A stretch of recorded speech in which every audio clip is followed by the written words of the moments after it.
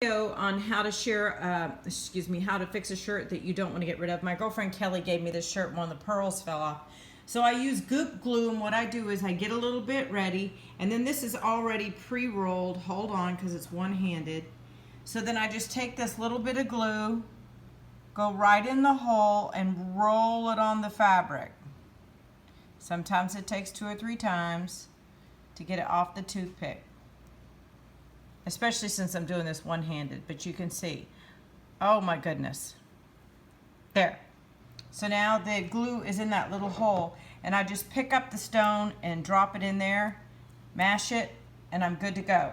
So the trick to it, and I'm not gonna really be able to show you because it's one-handed, is taking the glue, rolling it on the toothpick, and then picking it up again, and then dropping it on the spot.